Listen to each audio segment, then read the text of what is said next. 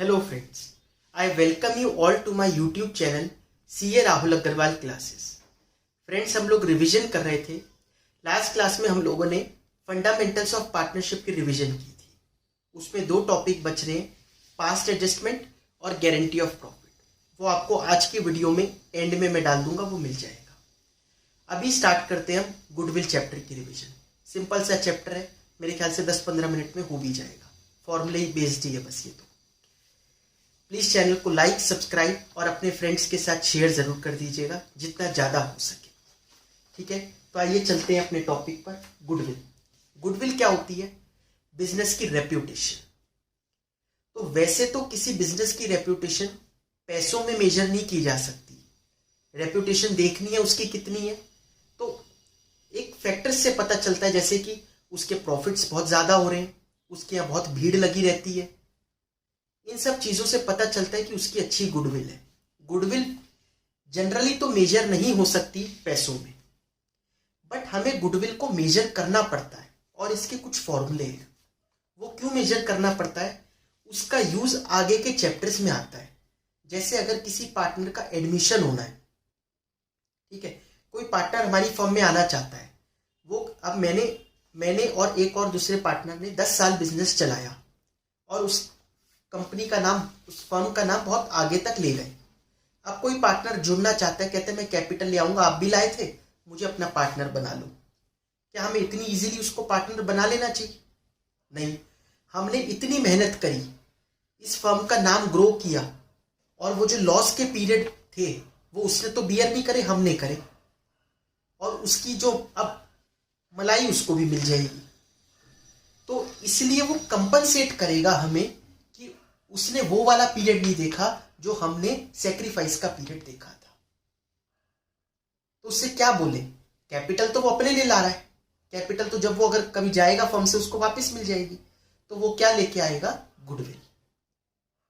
ठीक है, अपने शेयर जितनी गुडविल लेके आएगा। पूरी फर्म की गुडविल तो वो नहीं लाएगा, बट उसके शेयर से मल्टीप्लाई करेंगे। तो इसके लिए गुडविल जरूरी है कि पहले निकाल तो ले कि गुडविल है कितनी। ठीक है, और एक लॉजिकली देखे कि भाई एक रीजनेबली की कितनी बननी चाहिए गुडविल। इसलिए हम लोग गुडविल को कैलकुलेट करते हैं। मतलब ये एक रीजन है, वन ऑफ द रीजन है गुडविल को कैलकुलेट करने का। तो गुडविल को कैलकुलेट करने के लिए हमें बेस, सबसे बढ़िया बेस क्या होता है? प्रॉफिट्स। वही गुडविल है। किसी के प्रॉफिट ही नहीं हो रहे तो क्या की गुडविल है? तो प्रॉफिट्स को बेस लेना है। बट वो प्रॉफिट कौन से होने चाहिए? वो प्रॉफिट होने चाहिए ऑपरेटिंग प्रॉफिट।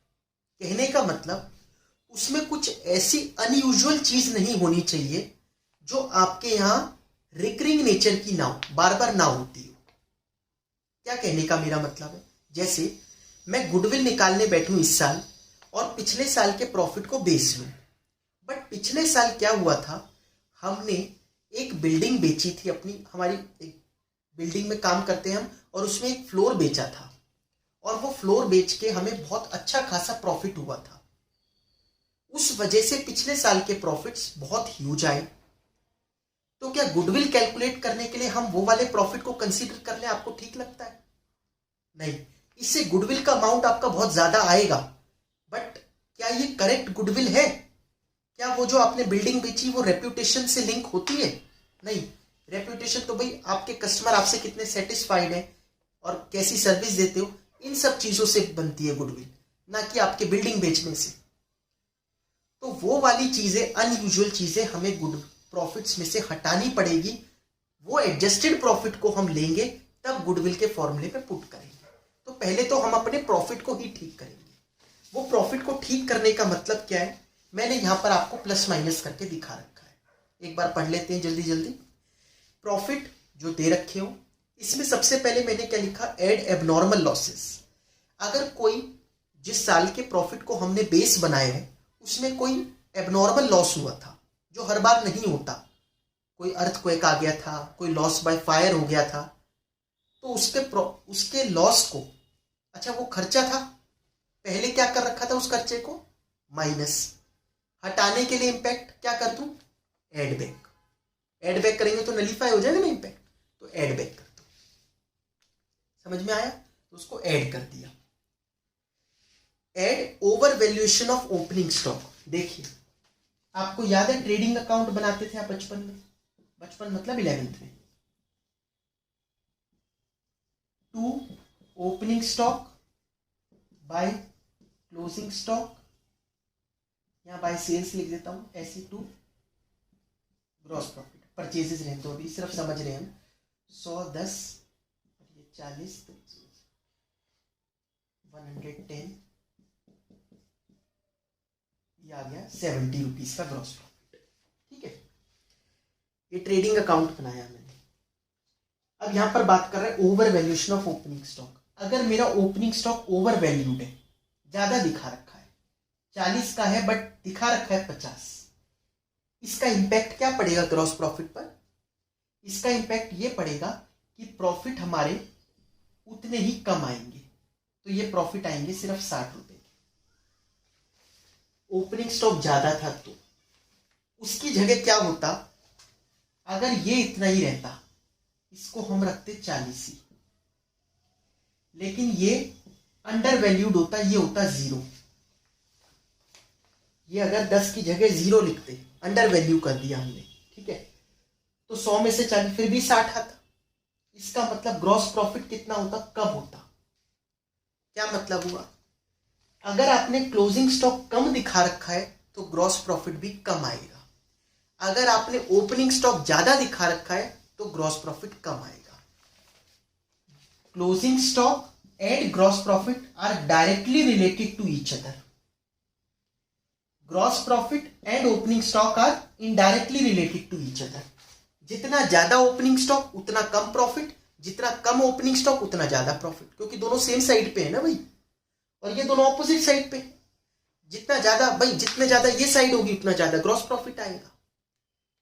समझ में आया क्या कर रखा है अब यहां पर? देखो समझो, add overvaluation of opening stock. अगर ओपनिंग स्टॉक गलती से ओवर वैल्यूड है तो आपने प्रॉफिट्स कम दिखा रखे होंगे, अब ठीक करो, अब ऐड कर दो, 10 रुपए अब वापिस ऐड करवा दिए। Add undervaluation of closing stock.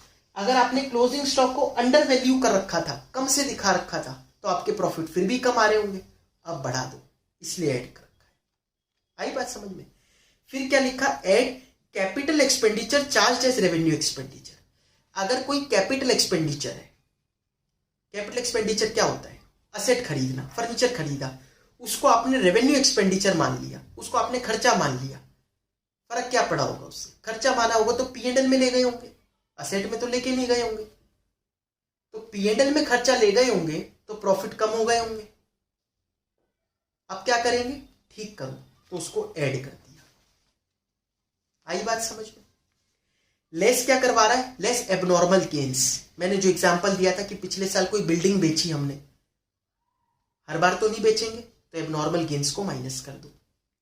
Less over valuation, less under valuation of opening stock. अब ये तो समझ गए आप, इसका ऑपोजिट है।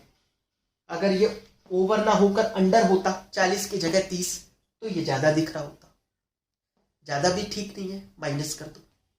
समझ में आई बात? फिर है less revenue expenditure charge as capital expenditure. Revenue expenditure को कैपिटल मान लिया, मतलब कोई खर्चा था एक्चुअल में, बट उसको, जैसे प्रिंटिंग एंड स्टेशनरी का खर्चा था और उस प्रिंटिंग एंड स्टेशनरी के खर्चे को असेट में ले गए गलती से, तो P&L में तो दिखा नहीं, वो P&L में दिखा नहीं, तो आपका प्रॉफिट ज्यादा आ गया जबरदस्ती। अब ठीक कर दो, अब माइनस कर दो, तो लेस। लास्ट में लेस पार्टनर्स रेम्यूनरेशन। अगर कोई रेम्यूनरेशन वगैरह पार्टनर की नई जुड़ी है जो पहले नहीं थी, तो वो माइनस कर देंगे। मतलब कोई नया खर्चा जुड़ा है तो क्वेश्चन में दे रखा होगा, वो माइनस कर देंगे। अब जो प्रॉफिट आएगा उसको बोलेंगे एडजस्टेड प्रॉफिट। आई बात समझ में? तो हमें गुडविल के फॉर्मूले में इस वाले प्रॉफिट को कंसीडर करके चलना है। अब गुडविल के एक एक फॉर्मूले को जल्दी जल्दी देखते हैं। सबसे पहला फॉर्मूला है गुडविल का एवरेज प्रॉफिट मेथड। फॉर्मूला क्या होता है, average profit into number of year of purchase, NYP। What is NYP? Number of year of purchase का मतलब होता है जो हमारे ये प्रॉफिट्स हैं, कितने साल तक हमें लगता है कि हमें इन प्रॉफिट्स को आगे भी मेंटेन कर सकते हैं। ठीक है, तो उसको बोलते हैं number of year of purchase. Average profit, number of year of purchase आपको क्वेश्चन में दे रखा होता है। एवरेज प्रॉफिट से उसको मल्टीप्लाई कर दो, गुडविल आ गई। एवरेज कैसे निकालनी है? जितने भी साल के प्रॉफिट हो divided by number of years. समझ में आया? ठीक है। नेक्स्ट मेथड होता है सुपर प्रॉफिट मेथड, बड़ा इंपॉर्टेंट है। सुपर प्रॉफिट मेथड के हिसाब से, सुपर मतलब एक्सेस प्रॉफिट, जो आप बाकियों से ज्यादा कमा रहे हो। गुडविल का क्या फॉर्मूला होगा? Super profit multiply by number of year of purchase. ये सुपर प्रॉफिट निकलता कैसे? Average profit minus normal profit. क्या बोला मैंने? Average profit minus normal profit. Normal profit का क्या मतलब है? नॉर्मल प्रॉफिट मतलब है नॉर्मली इस इंडस्ट्री में बाकी लोग कितना कमाते हैं, हमने कितना कमाया माइनस नॉर्मली लोग कितना कमाते हैं। अब नॉर्मली में किसको ले लें? अब जैसे हमने कोई छोटी सी हलवाई की दुकान खोली, तो क्या हम नॉर्मल प्रॉफिट इस इंडस्ट्री में हल्दीराम को माइनस कर लें? हल्दीराम का प्रॉफिट कितना है? नहीं। क्यों? क्योंकि हमारी कैपिटल अलग है, हमने जो इन्वेस्टमेंट की है, फंड्स लगाए हैं वो अलग है, हल्दीराम ने अलग लगाए हैं। तो हमें सीधा सीधा आंख बंद करके इंडस्ट्री में कोई भी, ये नहीं कि बड़ा प्लेयर उठा लिया और माइनस कर दिया, नहीं। हमें क्या करना है? प्रॉफिट का परसेंटेज देखना है सामने वाले का, ना कि उसका एक्चुअल प्रॉफिट। इसलिए नॉर्मल प्रॉफिट का फिर अपना फॉर्मूला है। क्या? कैपिटल एम्प्लॉयड, जो हमने कैपिटल एम्प्लॉय की, multiply by normal rate of return. सामने वाले का तो रेट ऑफ रिटर्न लेना है, ना कि उसका प्रॉफिट उठाना है। कैपिटल अपनी ही रखो। तो average capital employed multiply by normal rate of return. Normal profit आ गया, तो नॉर्मल प्रॉफिट यहां पर पुट कर देंगे। अब कई बार कैपिटल नहीं दे रखी होती, कैपिटल तो 11th में पढ़ा है, असेट माइनस लाइबिलिटी होता है, या फिर सब पार्टनर्स की capital plus reserves minus losses, या आगे पढ़ोगे आप एडमिशन वगैरह में, रिजर्व्स वगैरह होते हैं कुछ, तो दे रखा हो तो आप उसको ऐड कर दो बस।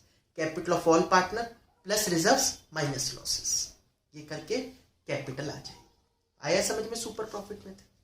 तीसरा होता है weighted average profit. Weighted average में क्या होगा?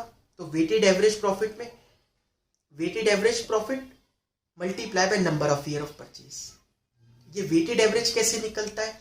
तो उसमें क्या होता है, जैसे आपको प्रॉफिट्स जो दे रखे हैं उसमें वेट्स दे रखे होंगे कुछ इंपॉर्टेंस, जैसे 2019, 2020, 2021। तो सबसे ज्यादा वेट हम किसको देंगे? जो लेटेस्ट ईयर है। वेट्स आपको क्वेश्चन में दे रखे होंगे कितने कितने देने, वो वेट दे रहे हैं मतलब इंपॉर्टेंस दे रहे हैं, लेटेस्ट ईयर्स को ज्यादा इंपॉर्टेंस दे रहे हैं। फिर यहां पर प्रॉफिट्स गिवन होंगे, आप निकालोगे वेटेड प्रॉफिट्स। वेटेड प्रॉफिट्स कैसे निकालोगे? प्रॉफिट मल्टीप्लाई बाय वेट करके, फिर उनको ऐड करोगे, डिवाइड करोगे सम ऑफ वेट से। सम ऑफ वेट कितना है? 6। Weighted profit divided by weights, ये आ जाएगा वेटेड एवरेज प्रॉफिट। आई बात समझ में? इनटू कर देना number of year of purchase, तो ये हमारा क्या आ गया? गुडविल आ गई। नेक्स्ट है capitalisation of average profit. Capitalisation of average profit उल्टा चलता है।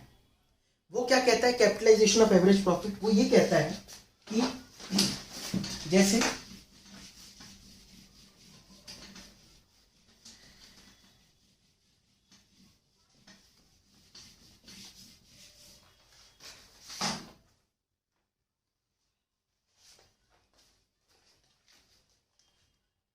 हमारा एवरेज प्रॉफिट हुआ 50,000 का, और नॉर्मल रेट ऑफ रिटर्न इस इंडस्ट्री में 10% है।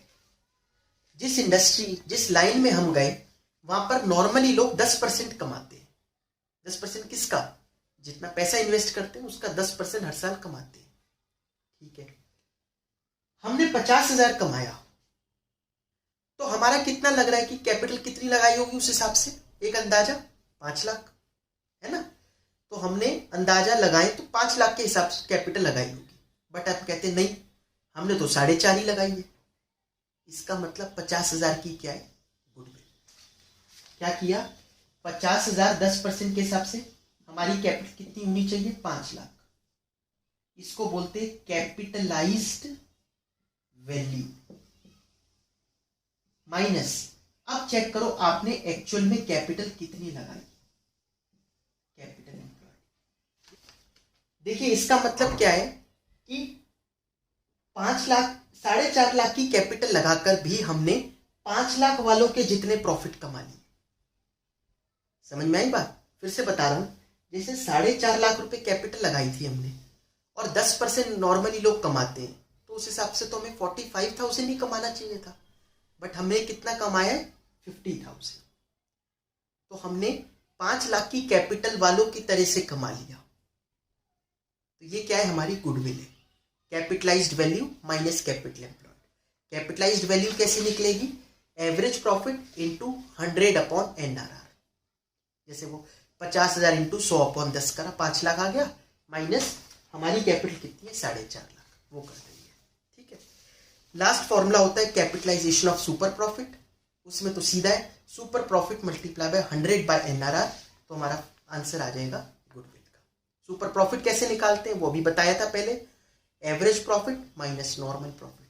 नॉर्मल प्रॉफिट कैसे निकालते हैं? Average capital employ into 100/NRR, average capital employed into NRR/100।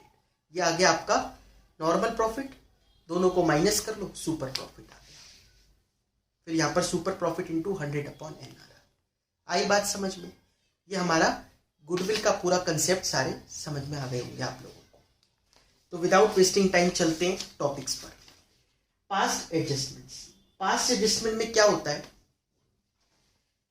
Firm ने प्रॉफिट ऑलरेडी डिस्ट्रीब्यूट कर दिया, बाद में पता चला कि वो 1-2 चीजों को देना भूल गए थे या पार्टनर से लेना भूल गए थे। इंटरेस्ट ऑन ड्राइंग तो पार्टनर से जैसे लेते हैं, तो ऐसे ही 1-2 गलती का उन्हें बाद में पता चलता है। अब वो आपसे क्या कहते हैं कि अब हम पूरा प्रोसीजर फिर से ना करें, कोई आप ऐसी एक एंट्री पास करवा दो जिससे कि वो जो हमने गलती की है उसका इम्पैक्ट नलीफाई हो जाए। पास्ट में कुछ किया था, उसके लिए अब हम क्या कर रहे हैं? कोई एडजस्टमेंट, उसको बोल रहे हैं पास्ट एडजस्टमेंट। समझ में आ गया? तो कोई एक एंट्री ऐसी पास कर दे जिससे कि जैसे क्या हुआ होगा, ज्यादा से ज्यादा अगर 3 पार्टनर है ABC, तो वो जो भी गलती हुई होगी उसकी वजह से 1-2 पार्टनर को ज्यादा मिल गया होगा, तीसरे को कम मिल गया होगा। ऐसा ही हुआ होगा, या 2 को कम मिल गया होगा, 1 को ज्यादा मिल गया होगा। तो उनमें आपस में डेबिट क्रेडिट करके उसका इंपैक्ट नलीफाई करना है हमारे को। इसको करते कैसे? वैसे तो जब हम प्रैक्टिकल क्वेश्चन करेंगे तब आपको और डिटेल में समझ में आएगा, बट इसका थ्योरेटिकली अगर मैं बताऊं तो क्या है, देखिए, अगर इसमें एक गलती दे रखी हो या एक से ज्यादा दे रखी हो, इसको 2 कैटेगरी में बांट देते हैं। अगर उसमें एक ही गलती दे रखी हो, एक ही गलती का मतलब क्या है? देखो, आपको यह पता होना चाहिए कि P&L एप्रोप्रिएशन अकाउंट पर गलती का इंपैक्ट क्या पड़ा, यह सबसे इंपॉर्टेंट चीज है। ठीक है। P&L एप्रोप्रिएशन अकाउंट जब हम बनाए, पर्टिकुलर्स अमाउंट, यहां लिखते हैं by net profit to interest on capital AB, यहां 1 लाख ले लिया, 30,000, 10,000, 40,000 to profit transfer to AB। 60 का प्रॉफिट बच गया, 1 लाख में से 40 गए, 60,000 का प्रॉफिट बच गया, इसको बांट दिया इक्वल रेशियो में 30,000, 30,000। ये हमें दे रखा है। अब मुझे आप एक चीज बताओ, अगर क्वेश्चन कहे हम इंटरेस्ट ऑन कैपिटल देना भूल गए, प्रॉफिट पर इसका क्या इंपैक्ट पड़ेगा? रिमेनिंग प्रॉफिट पर। रिमेनिंग प्रॉफिट अपने आप ही ज्यादा आ जाएगी, क्योंकि 1 लाख में से मैं कुछ भी माइनस नहीं करूं तो ये आंसर कितना आएगा? 1 लाख। समझ में आया ना? कोई भी एक्सपेंस अगर वो लोग देना भूल गए, उसका इंपैक्ट आपको देखना है। आपको हर गलती का इंपैक्ट देखना है कि रिमेनिंग प्रॉफिट पर क्या पड़ रहा है, बस ये ध्यान देना है। अगर आपने देखा ना कि उस गलती का इंपैक्ट प्रॉफिट पर क्या पड़ रहा है और आप समझ गए, तो फिर गलती आप इजीली ठीक कर लोगे। ठीक है भाई, जैसे आपको ये पता चला इंटरेस्ट ऑन कैपिटल नहीं दिया, तो भाई गया कहां पैसा? फर्म ने तो नहीं रख लिया, तो 40,000 ये नहीं दिया तो 40,000 प्रॉफिट ज्यादा दे दिया, तो ज्यादा क्या दिया? प्रॉफिट। प्रॉफिट वापस मंगवा लो और इंटरेस्ट ऑन कैपिटल दे दो। अब ऐसे गलती ठीक होती है। समझ में आई बात? क्या चीज ज्यादा दे दी वो वापस मंगवाओ, क्या चीज कम दी वो अब दे दो, जब भी एक गलती होगी। ठीक है, उन्होंने इंटरेस्ट ऑन कैपिटल नहीं दिया। अब दूसरा केस लेते, जैसे इसमें 40 की जगह इन्होंने ज्यादा दे दिया, 80,000 दे दिया। इसका इंपैक्ट क्या पड़ेगा? एक में से अब 80 माइनस करेंगे तो यहां कितना आ जाएगा? 20,000। तो ये ज्यादा दिया, इसकी वजह से प्रॉफिट कम दिया। समझ में आया ना? तो रिमेनिंग प्रॉफिट पर क्या असर पड़ा कि रिमेनिंग प्रॉफिट उतना ही कम दिया। इस बार क्या ज्यादा दिया है? Interest on capital. तो इंटरेस्ट ऑन कैपिटल जितना ज्यादा दिया है उतना मंगवा लो, रिमेनिंग प्रॉफिट दे दो। क्योंकि अगर एक चीज फर्म ने ज्यादा दी है तो दूसरी चीज कम दी होगी। जो ज्यादा दिया वो मंगवा लो, जो कम दी है वो दे दो। जैसे इसमें क्या हुआ होगा, अगर 80,000 दिया है, इसका मतलब 30 की जगह 60 दे दिया, 10 की जगह 20 दे दिया, ये दिया होगा उन्होंने। सॉरी, तो ये 40 की जगह मतलब 80,000 रुपए दे दिए उन्होंने। अब इसका असर ये पड़ा कि यहां पर 60 की जगह उनको 20,000 बचे, 10 इसको 10 इसको गया होगा। यहां 30 की जगह 60 मिल रहा है, तो ए और बी, ये मैं बिल्कुल रफली बता रहा हूं, ऐसे नहीं करना, प्रेजेंटेशन तो बिल्कुल अलग बनती है। 30,000 रुपए इसको ज्यादा दिए, मंगवा लो 30,000 रुपए से, इसकी कैपिटल को डेबिट कर दो। बी को कितने ज्यादा दिए? 10,000, इसको 10,000 इससे मंगवा लो, ये डेबिट कर दिए। कितने आ गए फर्म पे? 40,000 आ गए। 40,000 प्रॉफिट कम दिया था, अब दे दो। प्रॉफिट की रेशियो क्या थी? इक्वल। तो 20,000 इसको दे दो क्रेडिट में, 20,000 इसको दे दो क्रेडिट में। नेट क्या बचा? नेट बचा 10,000 डेबिट और ये बचा 10,000 क्रेडिट। मतलब ए की कैपिटल डेबिट होगी, बी की कैपिटल क्रेडिट होगी 10,000 से। अगर बस ये एंट्री पास कर दे हम, ये तो मैं बोल रहा था ना मंगवा लो वापस कर दो, ये तो सिर्फ बोलने के लिए है। उनको तो एक एंट्री पास करनी है, ए डेबिट टू बी, उससे ये पूरी एडजस्टमेंट उनकी हो गई। समझ में आया? तो जो भी चीज, एक गलती जब भी होगी तो जो चीज ज्यादा दी है, अब पहले क्या देखो, प्रॉफिट पर इंपैक्ट देखो कि गलती का प्रॉफिट पर, रिमेनिंग प्रॉफिट पर क्या इंपैक्ट पड़ा। जो चीज ज्यादा दी वो वापस मंगवाओ, जो चीज कम दी वो अब दे दो। ये काम हम कर देंगे इसमें। आया समझ में? लेकिन अगर एक से ज्यादा गलती हो तो क्या करेंगे?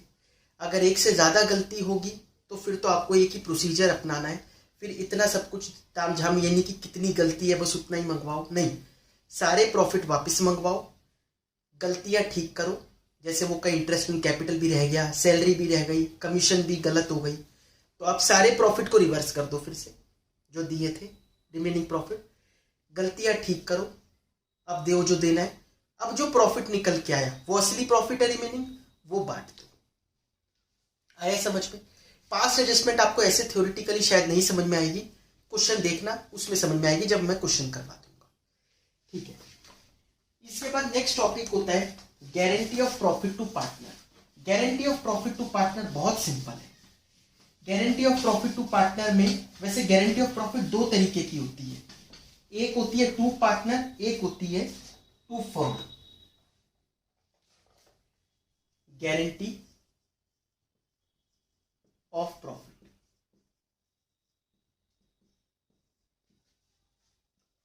टू पार्टनर और टू फर्म। पार्टनर को गारंटी दी है फर्म ने, या फिर दूसरा तरीका होता है किसी और पार्टनर ने।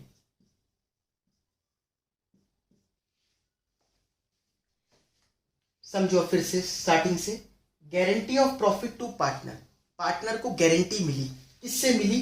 पूरी फर्म से। पार्टनर को हम अपनी फर्म में लाना चाह रहे हैं किसी को, और कहा कि आप हमारी फर्म में आ जाओ क्योंकि उसके पास थोड़ा मार्केटिंग स्किल्स या कुछ ऐसे हैं जो हमें, जिसकी जरूरत है।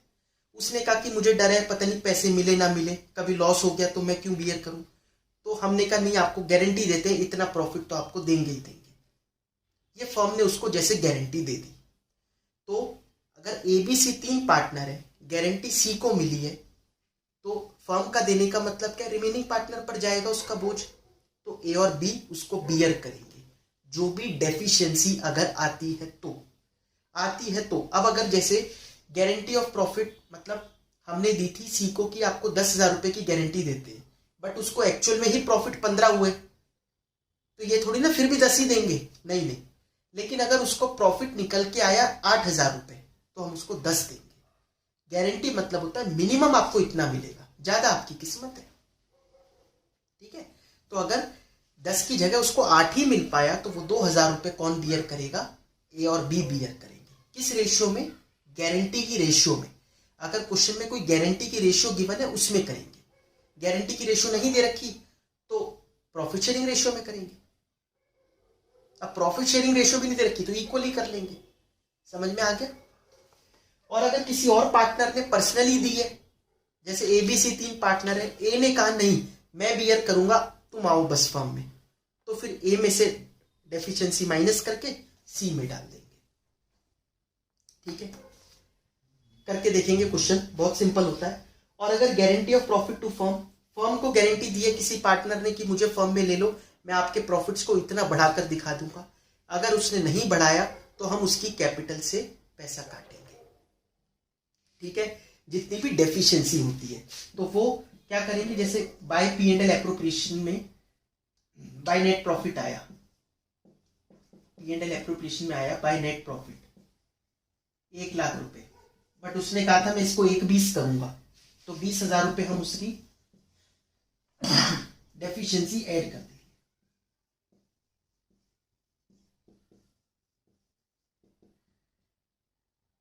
ठीक है। किसी को जैसे अगर C ने दिया तो C की कैपिटल को डेबिट करेंगे। आ रहा है समझ में। क्वेश्चन करके देखेंगे गारंटी ऑफ प्रॉफिट का, तब और अच्छे से समझ में आएगा। प्लीज चैनल को लाइक, सब्सक्राइब, शेयर जरूर कर दीजिएगा अपने फ्रेंड्स के साथ। बाकी चीजें फिर हम लोग नेक्स्ट क्लास में रिवाइज करते हैं। Thank you so much.